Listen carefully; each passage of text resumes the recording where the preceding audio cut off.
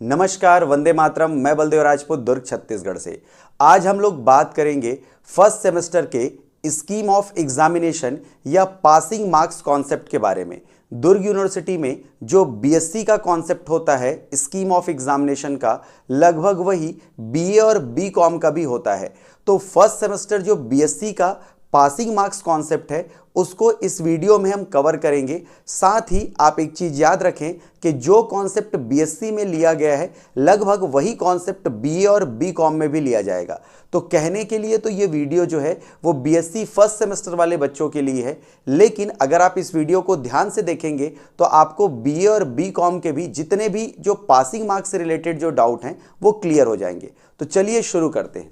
देखते हैं BSc first semester दुर्ग university में जो मैंने सिलेबस एनालिसिस किया है उसके बेस में मैंने कौन कौन से जो सब्जेक्ट हैं उनके सिलेबस को देखा है।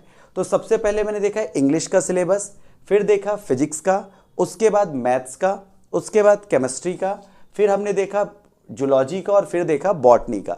मैंने इतने सिलेबस को खुद एनालाइज किया है। उसके बाद सब में एक चीज कॉमन मिली जो मैं आपको बताना चाहूंगा कि मैक्सिमम मार्क्स जो फर्स्ट सेमेस्टर में है वो है 100 मार्क्स का पेपर होगा आपका। अब ये 100 मार्क्स दो पार्ट में डिवाइड है।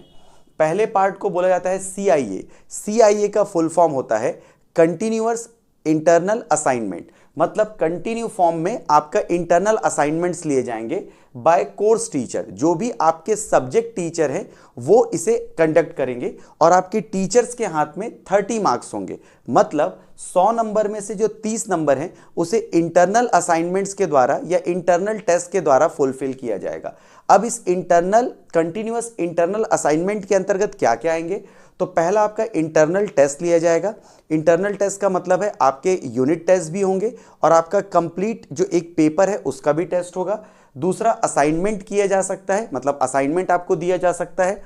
तीसरा आपको सेमिनार में कोई टॉपिक दिया जा सकता है, उसको एक्सप्लेन करने में आपको नंबर मिले, या आपको क्विज कॉन्टेस्ट कराया जाए कॉलेज की तरफ से जिसमें जो अच्छा परफॉर्म करेगा उसको उसके हिसाब से नंबर दिया जाए।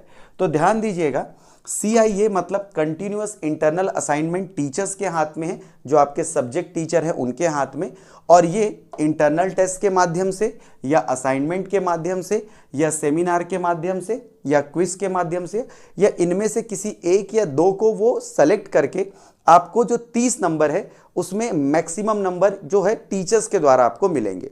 इसके बाद आते हैं दूसरे इसके पहलू की तरफ, वो है ईएससी एग्जाम। ईएससी का फुल फॉर्म है एंड सेमेस्टर एग्जाम, जिसे हम लोग फाइनल एग्जाम भी बोल सकते हैं।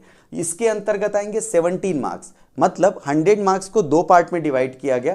पहला 30 मार्क्स मतलब 30% जो है वो टीचर्स के हाथ में रखा गया, जो इंटरनल असाइनमेंट और जो आपके इंटरनल टेस्ट हैं उनके बेसिस पे होंगे। वहीं 70 नंबर का 70 मार्क का आपका फाइनल एग्जाम या एंड सेमेस्टर एग्जाम होगा। अब इस एंड सेमेस्टर एग्जाम या फाइनल एग्जाम को भी अलग अलग सेक्शन में बांटा गया है। सेक्शन ए में जो आपका क्वेश्चन आएगा तो 10 क्वेश्चन आएंगे 1 नंबर के, मतलब इस 70 नंबर को दो भागों में बांटा गया है। पहले सेक्शन का नाम दिया गया है सेक्शन ए। इसमें जो आपके 10 क्वेश्चन हैं, मतलब 10 अलग अलग क्वेश्चन 1-1 नंबर के आएंगे, तो आपके कितने मार्क्स हो गए? 10 नंबर। और क्लियर लिखा हुआ है कि ये जो भी क्वेश्चन होंगे वो ऑब्जेक्टिव होंगे।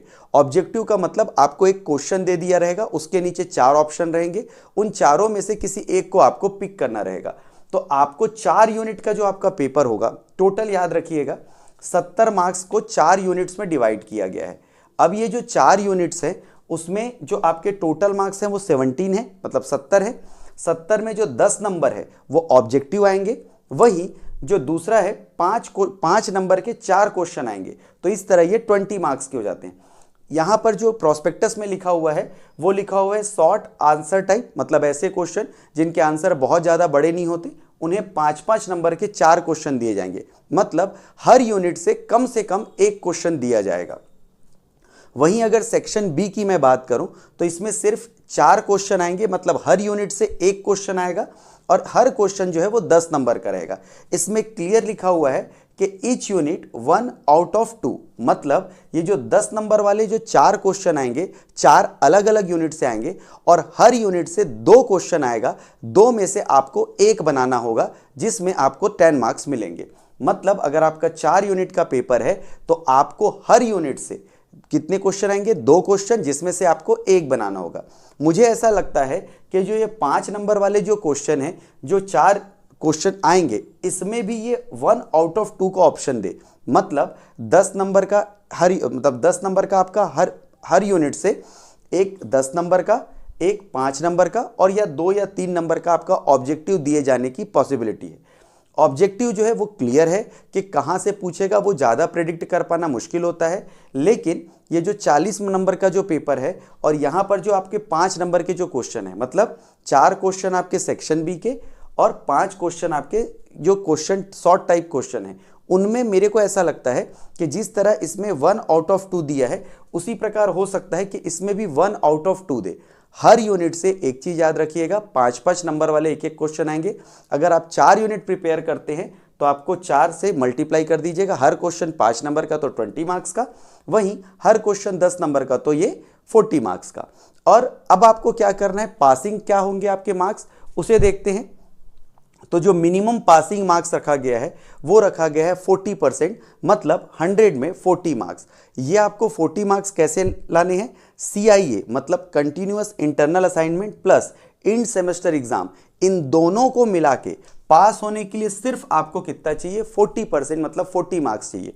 फॉर एग्जाम्पल, अगर आपका फिजिक्स का पेपर है, 100 नंबर का पेपर हो रहा है, तो आपको इंटरनल एग्जाम और ये जो फाइनल एग्जाम है, दोनों को मिला के सिर्फ पास होने के लिए 40 मार्क्स चाहिए रहेंगे। इसी तरह बाकी सब्जेक्ट में भी सेम कॉन्सेप्ट रखा गया होगा। मैं उम्मीद करता हूं कि फर्स्ट सेमेस्टर का जो कॉन्सेप्ट है वो काफ़ी हद तक आपको समझ आया होगा। इसी तरह की वीडियोस को देखने के लिए आप मेरे चैनल को सब्सक्राइब कर सकते हैं। तो मिलते हैं अगले वीडियो में, तब तक के लिए जय हिंद, वंदे मातरम।